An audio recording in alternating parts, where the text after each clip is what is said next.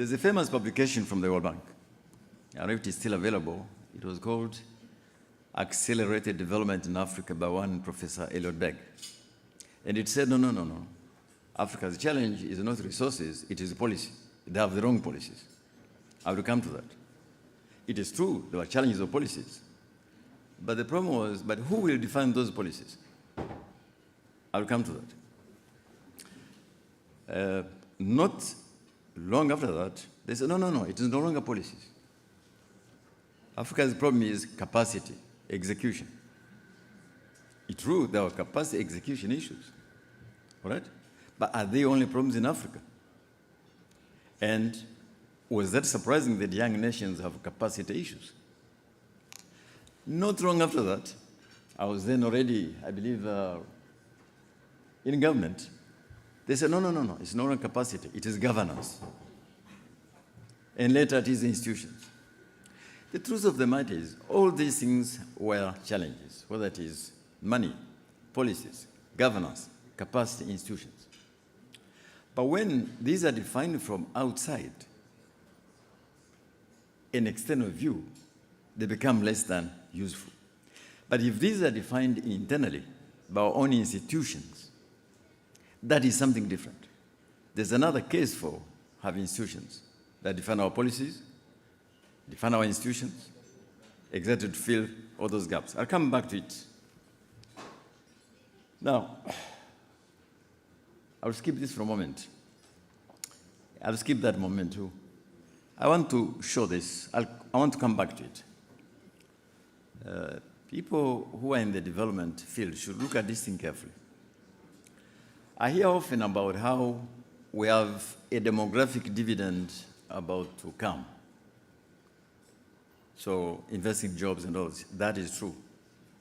But take a look at this map. All it says is that as the rest of the world is aging, which is true, Africa is still at fertility rates above 4.2%. But remember, fertility rates in Africa were 8 in the 1950s. The only point I'm making here, which I'm going to come to, is that fertility rates are actually coming down faster than we think. Just look at a country like Kenya. It's no longer dark blue. It is light blue because fertility rates are declining. Look at the rest of Southern Africa. Look at Northern Africa. And I'll be saying that what this means are two things. Number one, the demographic dividend, the famous demographic dividends, will be maybe shorter than we think. Traditionally, 30 to 50 years. Ours might be shorter, but it also means if we are to invest in education, in human capital, things which make us benefit from the dividend, the investment is now. Again, the importance of institutions. I'll come back to it. But I want to spend some time on this. Because, George, you well described how we need African financial institutions. I'll come to this in a moment. But actually, a bit like an orchestra, African financial institutions on their own will not get to the end point. It has to be part of an ecosystem of African financial institutions, not simply financial institutions. They have to operate together in symphony. And this is why I really want to commend Benedict Orama and you, George, and the team of the bank, because you are one of the institutions which have understood this. Because I know you support the continental free trade area. I don't know if you support the African peace and security architecture. Thank you. I think you supported very much the Center for Disease Control, Vera. Yes? And you support the regional economic communities and other specialized institutions. It's important. We can spend some time here on how we bring about excellent financial institutions. But if they're not part of this architecture, if they're not part of this architecture, they will underperform. So I'll make the point that we need African institutions, financial, in the peace and security architecture, in pandemic management, regional communities, and the rest of it. This is what I call system coherence. We need African institutions in Africa which are like an orchestra. Each one of them is excellent. But If they work together, then we'll have music. I'll come to this point.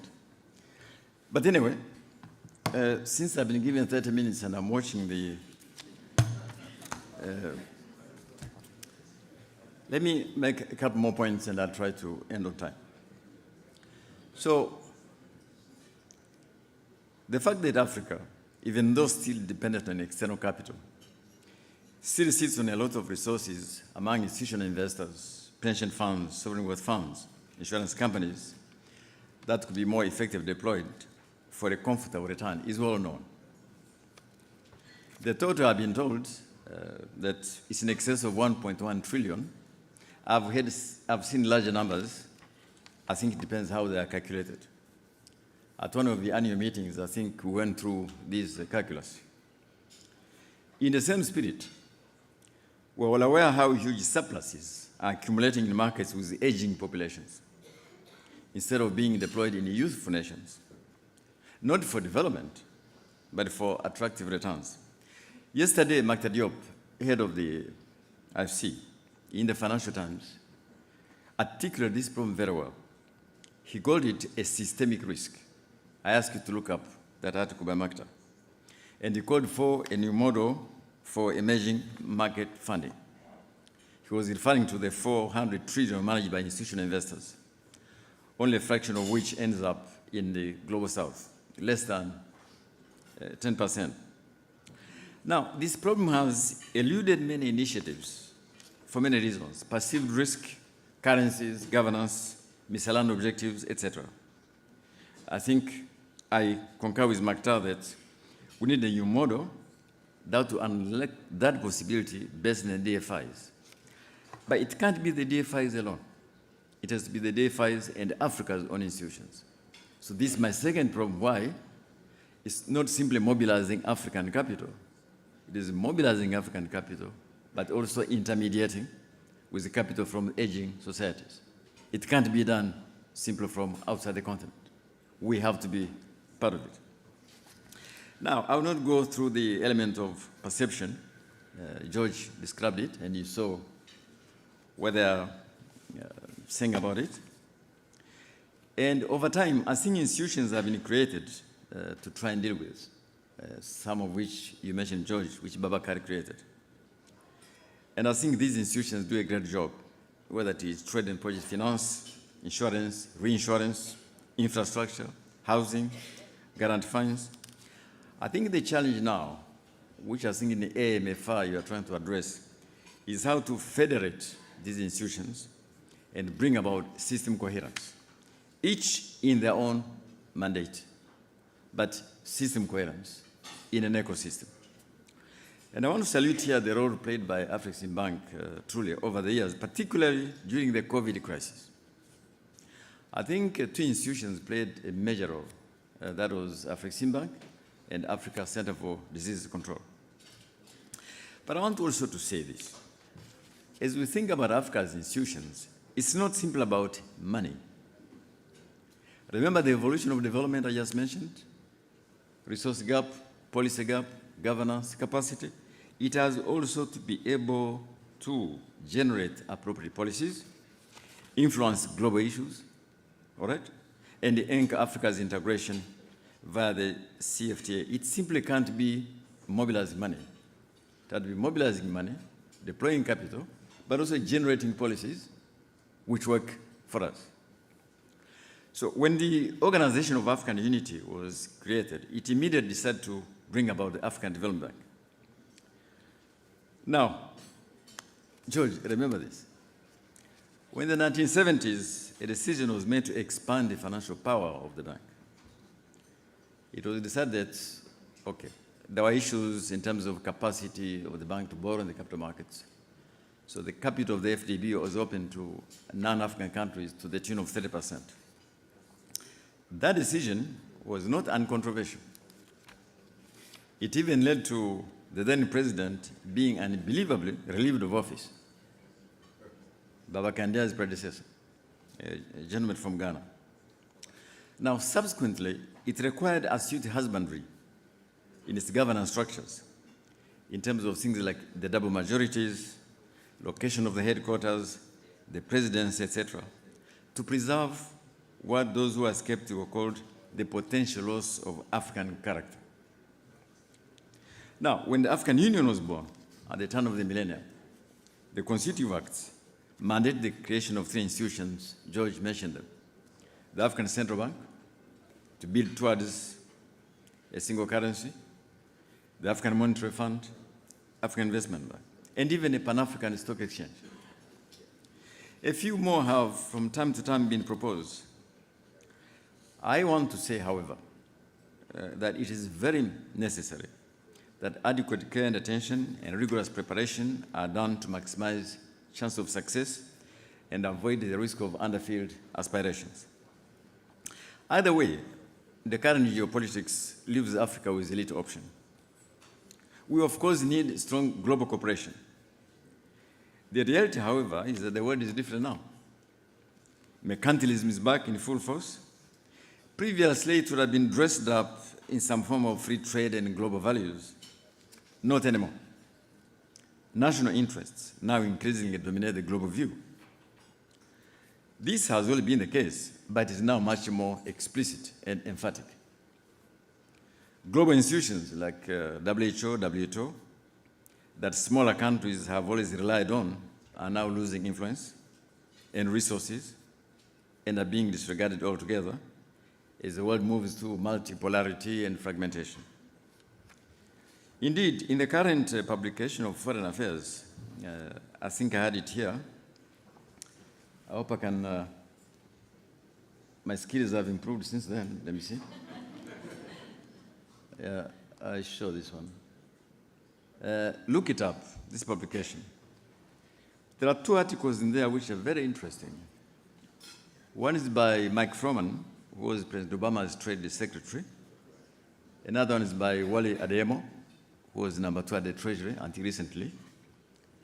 And in the case of Mike, the first sentence he makes is that the global trade system as we have known it, the global trade system as we have known it is dead. Look up this publication and you find. So let me just try to summarize. I want to say also that I've heard sometimes people glorifying the period between 1945 and now, how great it was. And now we're ending to fragmentation. I stand in the midway between glorification and vilification. I think there lies a more pragmatic interpretation. Institutions that were set up in 1945, for which we have relied upon, were not meant to resolve our problems. They were meant to deal with effects of the crisis of the 1930s, the currency wars, the tariff wars, and of course, the real wars. IDA, the World Bank is, for low-income countries, was only created in 1960. Before that, the World Bank, real name, International Bank for Reconstruction and Development, was about reconstruction of Europe and Japan. It was not about low-income countries. By 1960, IDA was created, and we're always grateful for that. Now, I also want to say that that same system, across the years, each time it has not served the interest of wealthy countries, it has been bypassed, or informal arrangements have been created. You remember, many of you are still very young when I look at your faces. So let me tell you a story here, just to make sure. In 1972, there was a major crisis in the currency markets, which then also ended up being a crisis in the oil markets. You remember when oil went from $2 to $30? Okay. The reason was that the way the currency system has evolved, we have gone from a currency backed by gold to a currency backed by gold and the dollar. Now, from 1972, that connection was broken. President Nixon devalued the dollar and abolished the fixed exchange rate. overnight. Now, they created havoc in the currency markets and led to the oil crisis. I'm saying this because this is what led to the creation of the G7, G8, or G7 plus one, all right? Because the existing institutions could not deal with this problem. So an informal arrangements had to be found. But that informal arrangements did not involve us, African countries. I can go forward to 2008, at least many of you were there at the time, I hope. Another informal arrangement was made, the G20. At least South Africa was there for the first time. Now the African Union is present. In fact, South Africa is hosting the G20 next month. But it was another informal arrangement because the existing institutions were not working for the world. Now, look also what happened during that, I like to call it a near-death experience in 2008. What did the wealthy countries do? They decided to do whatever it takes, to use Mario Draghi's famous phrase. They rolled out massive stimuluses equal to 2% of global GDP. They cut interest rate to zero, even to negative. When that was not enough, they rolled out quantitative easing, i.e. printing money and buy debt. That's what it means in human language. But it was called quantitative easing. So they had institutions to do so. They had institutions to do so, all right? I recall at the time, looking at the absence of African institutions to handle this, I called a meeting of finance ministers and governors of the central bank at the headquarters of the bank to ask, how are we doing? How are our banks doing? How can we manage, all right? And together with the ECA and the African Union, we agreed on some mechanisms which minimize the damage. So let me finally really conclude. Moments of peril, as they say, should not be wasted. It is time for African financial institutions to come together in a coherent continental system with other institutions. You have already made the bold decision to create AMFI. I think Babacar Ndiaye would have been very proud of you for that. But we need institutions that are long-lasting, that can use their collective balance sheet effectively, each within their own mandate. Again, as I said, I've improved on my, no, I haven't.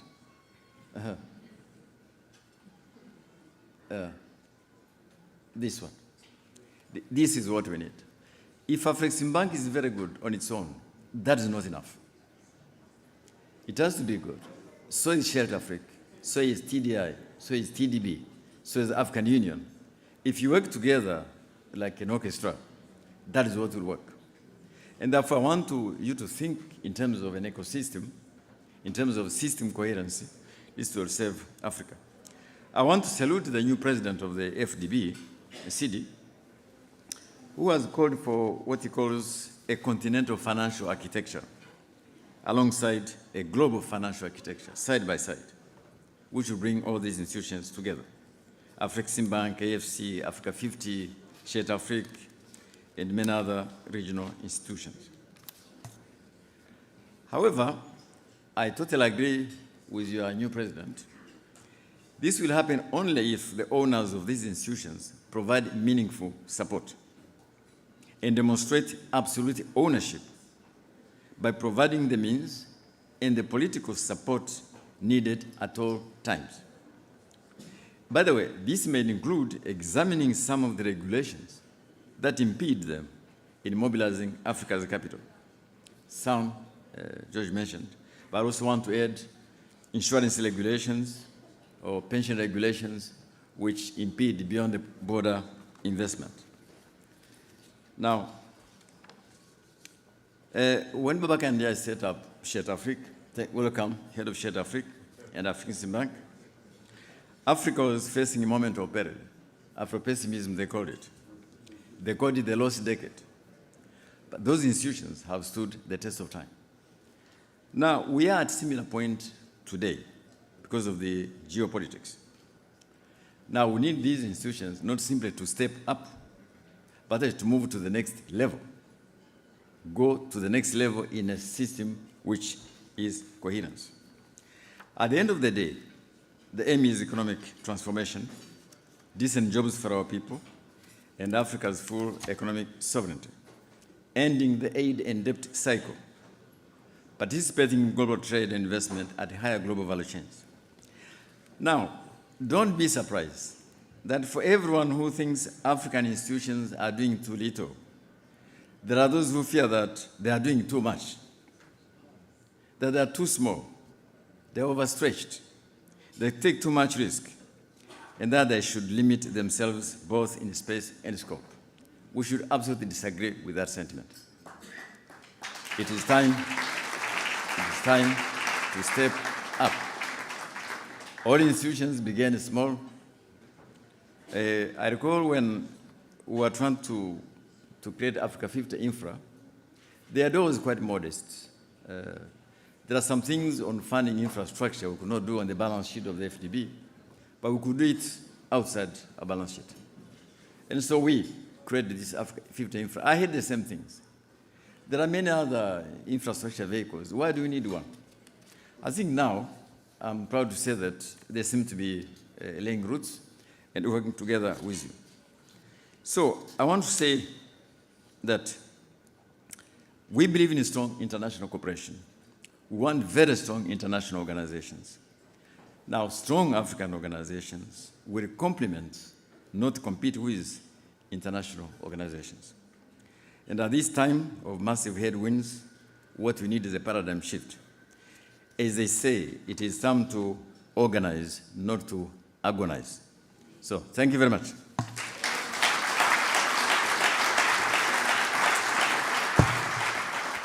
I was going to start by defining what the preferred creditor status is all about, but again, Dr. Elombe has done an absolutely magnificent job.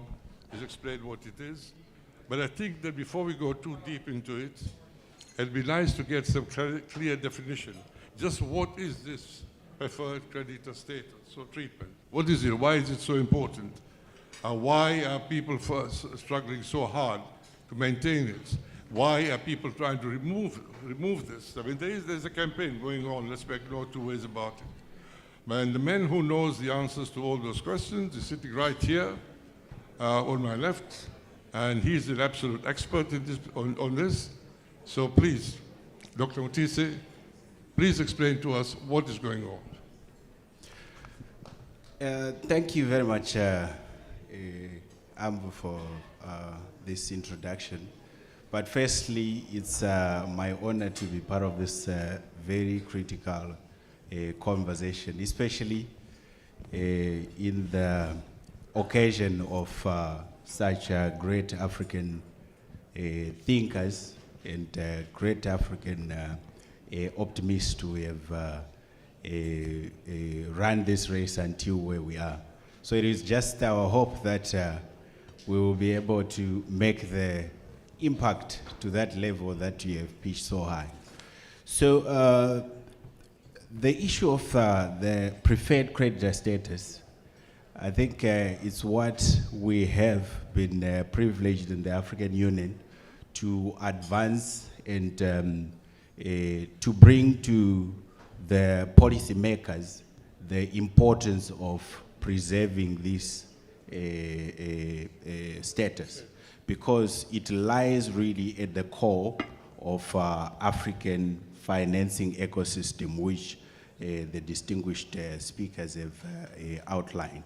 But in very simple terms, the preferred creditor status is an unwritten practice which was brought by the traditional multilateral financial institutions, the World Bank, IMF, in the lending system of multilaterals. So in simple terms, we'll say these institutions are normally driven by the mandate for development. So in the practice of lending, they need to lend counter-cyclical. So in other words, they still should be able to lend even in the times of crisis, because they are not driven by profit. So also for them to continue lending, the repayments need to still continue to flow from the borrowers, even in the crisis. So in other words, they enjoy this privilege to ensure that they are still able to access capital from the borrower side and still advance on the other side in the value chain of it. So in this case now, African multilateral financial institutions, by virtue of them being established through agreements of the member states, they are entitled to this status because their founders or founding states also want them to continue bridging this financing gap, to be able to access financing through the channel of private lenders or other commercial lenders, but should be able to perform the financing to where it's needed, especially in the infrastructure sector, or projects that are not attractive for commercial lending. So that's, in short, why this has been an issue. Or maybe to put it a little further in short, is that rating agencies have been raising a lot of contention around this, using the words that PCS, or preferred creditor status, has been contested, and mainly because there are a few countries that has defaulted in Africa. So the contention is in that the African multilateral banks don't lend concessionally enough to justify them enjoying this privilege. But in this case, African multilaterals, we can't say that it's a privilege. In other words, they have a right to enjoy preferred creditor status than other international. We'll come to that later, but as a non-banker, do I understand from you that the preferred creditor status means that when you lend money to somebody and then that person gets some difficulty in paying back, which is something that I think most of us are aware of in our private lives at some stage. But when that happens, then those people who stand in the queue to get the money paid, if you enjoy preferred creditor status, you are first in line. Absolutely. Right. You are first in line. Now, why is this important? So, from my understanding for what you have said, the importance is that if you are a development financial institution and you lend money to a sovereign, for example, or to another entity, you expect to be first in line to be paid back. If that happens, then you get your money back and you are in a better position to help others. If you lose that privilege, then you have got real problems yourself. Have I got that right? Absolutely. Right. So now, Lisa Sachs, what do you say? Why are they trying to get some of the institutions to lose their preferred creditor status? We have seen just how important they are. Yeah.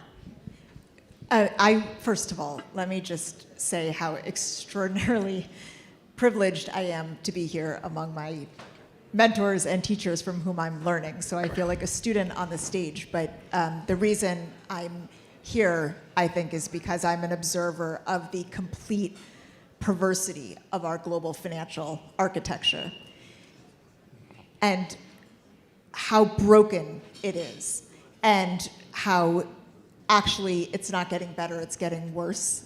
And Afreximbank and the whole African continent has disproportionately borne the brunt of that broken system. So that's what I, kind of an external perspective on the system and how broken it is.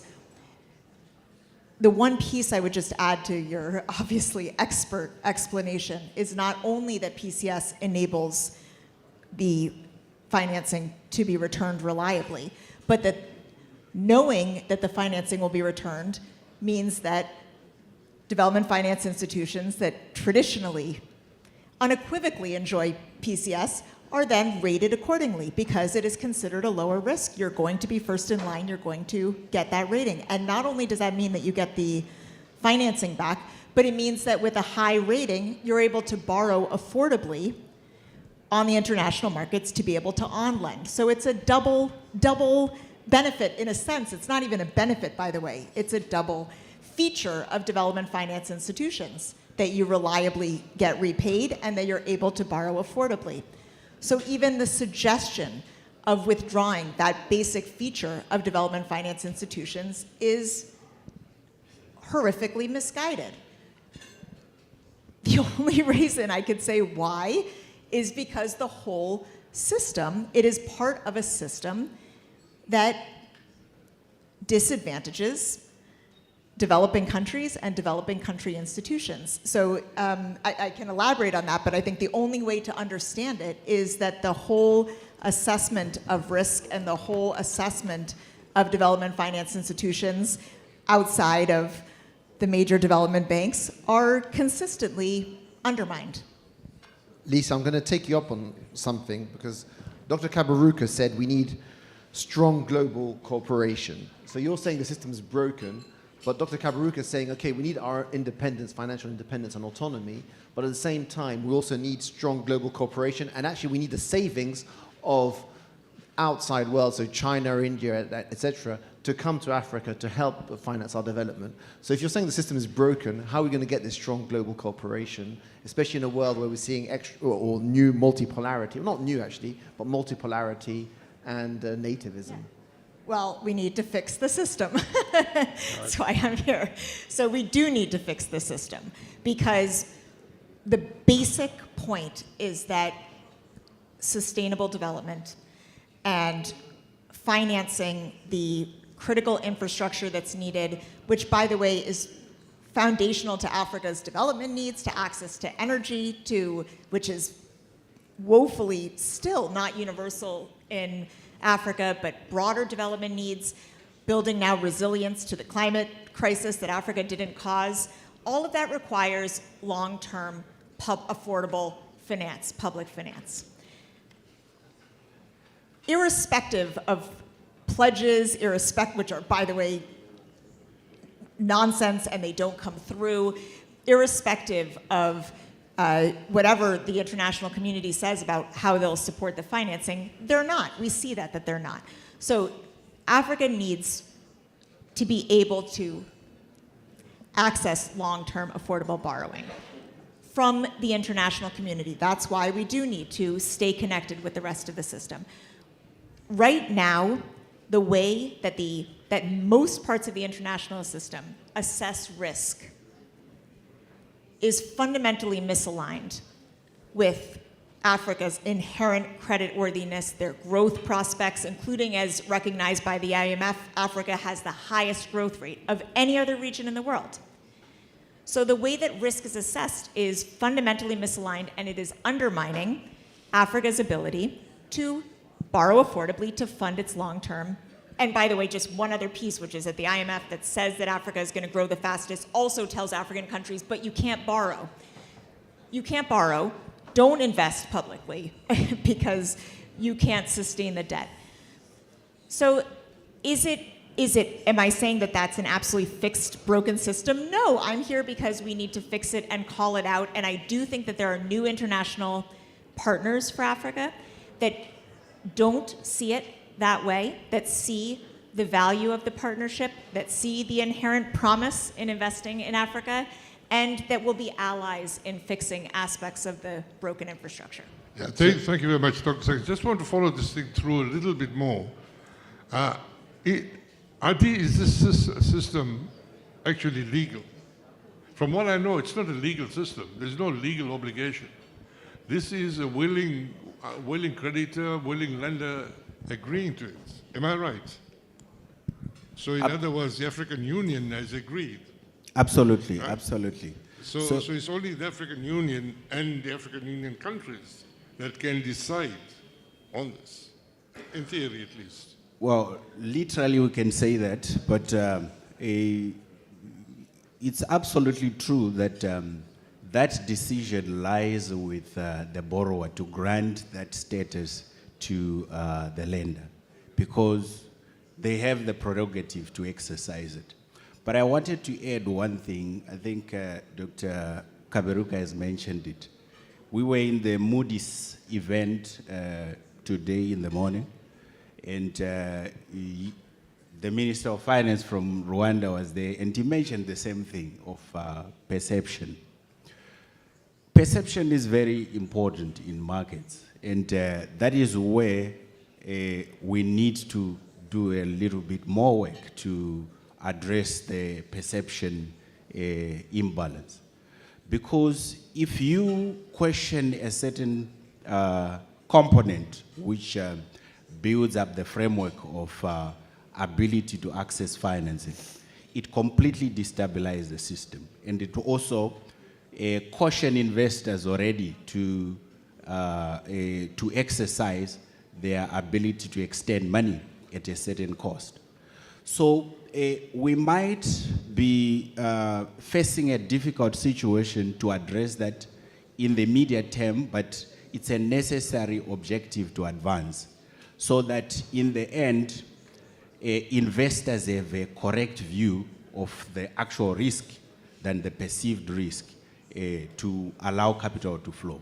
So let me pause there. Thank you very much. I'll be coming to you, Professor, in a minute, and Omar will probably ask you the same question or slightly different version in French, because you are a wonderful French speaker. And this is a question of perception. I mean, these are linked questions. Risk perception. So all countries borrow. I mean, we know that all countries borrow, whether internally or externally. But what becomes quite important is the rates, the interest rates. As you are bankers, you know that the rates go up and go down, depending on risk perception. Now, just to give you one example, Germany, for example, can raise a 1 billion 10-year loan, paying just 229 million interest over this period. Right? So Germany wants to borrow $1 billion over a 10-year period. They will pay 229 million in interest over this period. It's quite a lot. Zambia, on the other hand, would pay for exactly the same loan at the same term, $1.2 billion for exactly the same. In other words, they would be paying $1.2 billion more than the principal that they borrowed in the first place. So, Professor, are there any real reasons for this perception, or is it just Africa getting the short end of the stick again? With the opening remarks of the Executive Vice President and Dr. Kaberuka's remarks, we've really set the scene. And I'd like to say three things to respond to your question and to contribute to the discussion. The first thing I'd like to say is that, as my predecessors were saying, we have to continue making efforts and working on perception and work on the perception that the rest of the world has of risk in Africa. We need to really, this is to me something that is really fundamental. We need to improve this perception. Second thing, we need to continue showing that we are serious in terms of governance and make things as transparent as possible. And this leads me to the third point, which is that in our arguments, we cannot give the impression that we are prioritizing mediocrity. There is a speech behind the speech, if you will, and this could sometimes be dangerous discourse. In other words, if you don't know us Africans, and you might think that we're a more high-risk continent than other continents, but please, let us construct our own risk indicators. It's very risky to have this type of discourse. That's why I'm saying we have to really pay attention to this. And sincerely, we need to be able to manage our continent. But do we really have a good sense of it? And are the entrepreneurs really managing things well? Are we really transparent in how we are managing mining resources, for example? And Are we seriously managing conflicts? I'm from West Africa, and the Sahel zone, there's a lot of difficulties. There are conflicts in the eastern part of the DRC. There are problems in Libya. We have difficulty for migrants coming from sub-Saharan Africa going to the Maghreb. We know what's going on in Tunisia. So what I mean by all that is that there's a certain number of elements that might perhaps rightly so give this perception that Africa is a risky continent. And to summarize, I would say two things. The first thing, we need to give a signal to the rest of the world and tell the rest of the world that they need to have the most accurate, precise information as possible about Africa. And secondly, we need to have the courage to say that Africa is not well managed currently. At any rate, that's what I think. I think that Africa is not well managed right now. And based on that, what can we do to be better managing our continent? Thank you. Professor, I'd like to come back to you because the way I heard, or what I took away from the lecture from Dr. Kabuka is that we're sometimes our worst enemy, our own worst enemy. And what I mean by that is sometimes we say we want to change the mentality, but it has to come from us. It's our leaders who have to decide whether we're going to repay the debt to this institution or to that institution. So we're the ones that are making our own decisions, and we have to defend the interest of our institutions and the international scene. But you're talking about dependence and that we're being subjected to versus a chosen independence. So what do you think we need to have financial sovereignty? And what do you think we need to do in order to get this political leadership? Because others aren't imposing this on us. Yes. When we talk about strategic financial sovereignty, let me give you an example. You can't ask permission from the financial market to build a hospital. You see what I mean?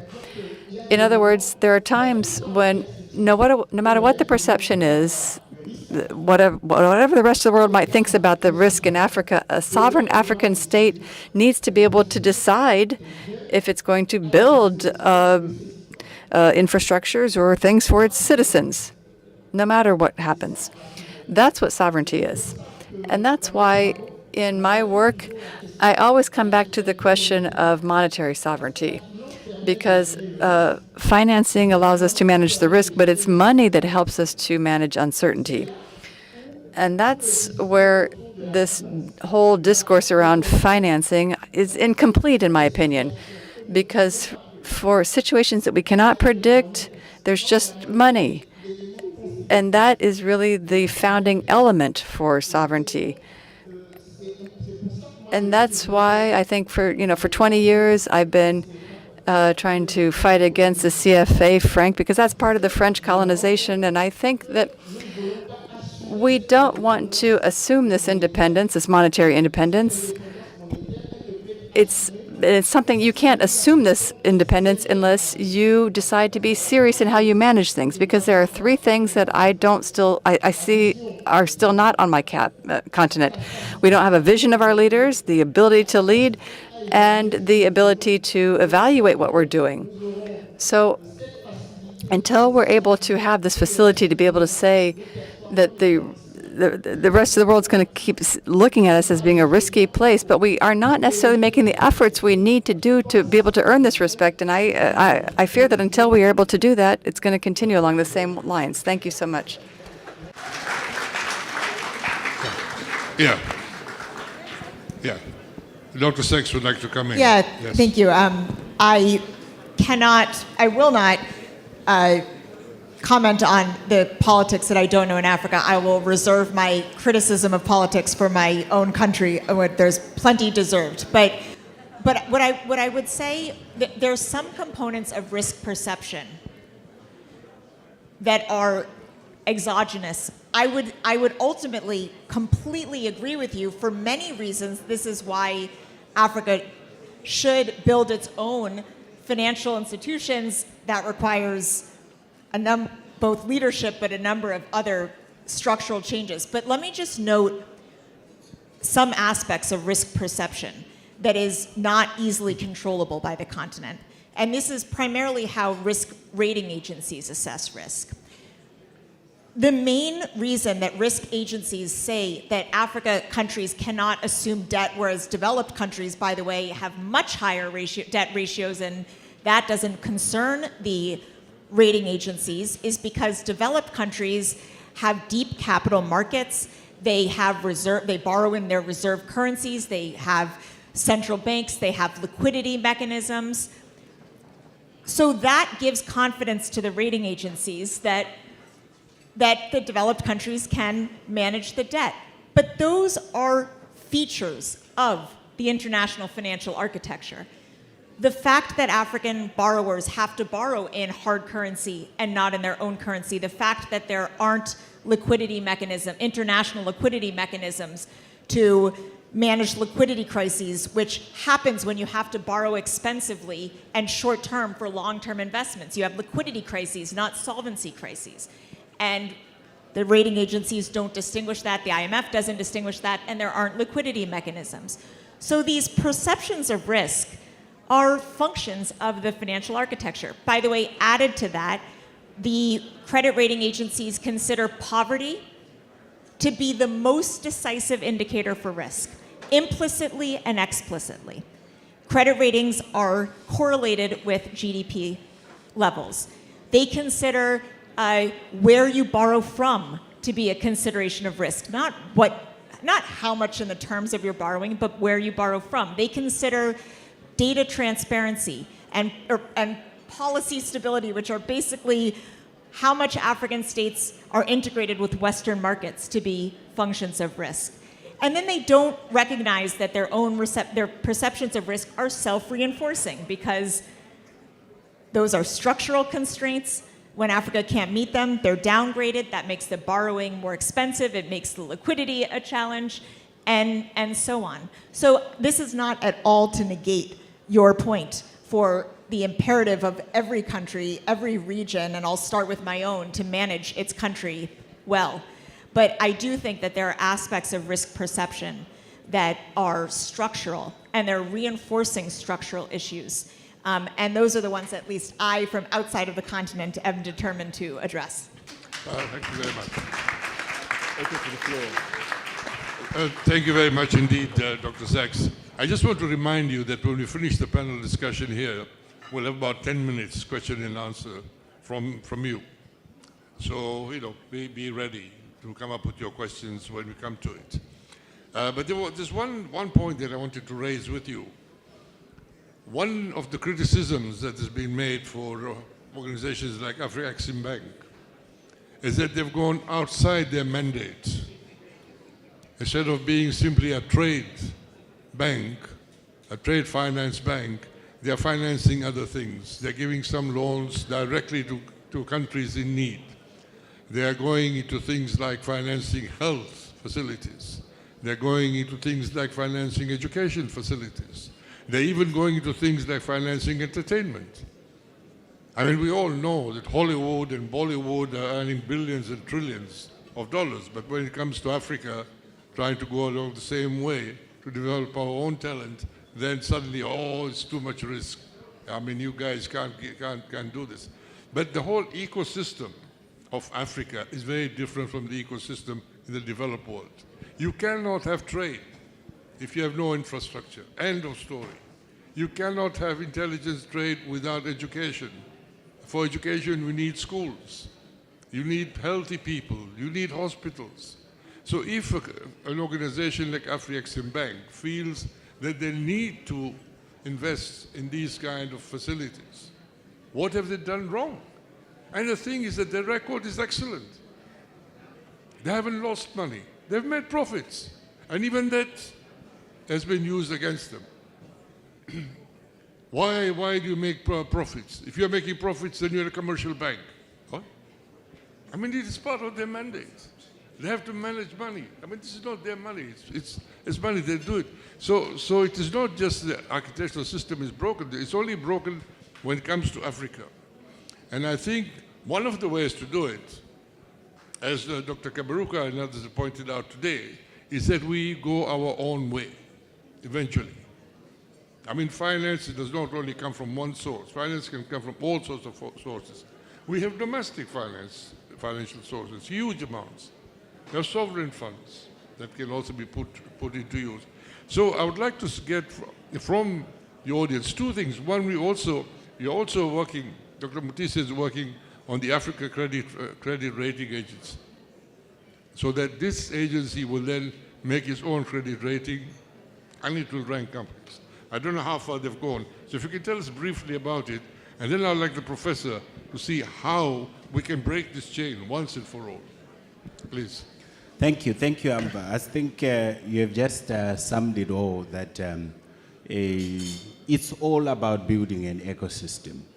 So the issue of the rating agency that you are raising, it was a mandate that were given by finance ministers to develop an African rating agency as part of an alternative system to bring another side for investors to weigh the difference in opinions. So unfortunately, when we're given this mandate and we were trying to find ways to execute it, what we had in mind is we have so many banks in Africa that are going to support us. So unfortunately, when we realized that not many banks are willing to support that kind of adventure, it's because banks like high interest, because that's where they get their income. So going forward, we realized that there are various leverages that we can also implement to make a difference. So I'll point one very important article that we have been able to advance as one of the legitimate reasons why we need an African agency. It's because there are so many positive dimensions that investors are being deprived of when there are channels of raising money. I'll mention one example of what we're discussing today with the Moody's analyst. Senegal have managed to raise funding from the regional financial market to the tune of 5.3 billion over 9 months. The rating agency that downgraded Senegal a week ago, they write a full report that does not mention or that does not characterize this exercise in any positive light. So in other words, the raising money from a regional market is not interpreted as a strength. It's interpreted as a constraint because Senegal has been closed out of the international market. So what this is doing is cementing the negative perception that has been highlighted here. So that even a few investors that are active in this market are become more cautious or over a risk that does not exist. So it was these kind of circumstances that finance ministers believe that if there is an Africa credit rating agency, it will be able to present an alternative view and let investors weigh the information that it provides. So in other words, an African credit rating review will give the true picture. Will Absolutely. give the true picture of what a country cannot do and what its potential is. We like to characterize just it as alternative or a more accurate and comprehensive view. And we say this because there are other domestic rating agencies in Africa that the big three have been interested in. So that shows that there is some value or dimension that these rating agencies bring in the rating industry that the big three does not have. So on our behalf, we would like to send our appreciation to the second smallest country ever to qualify for the World Cup finals. So well done on our behalf. Right. All I need to do now is just ask you to join me in appreciation for our excellent panelists. And so thank you very much, Professor. Salute to you. Ms. Sachs, thank you very much, and thank you for staying over. And Sir, Ms. Meshach, excellent. Thank you for your contribution. And you've been a wonderful audience. Thank you very much. Bye.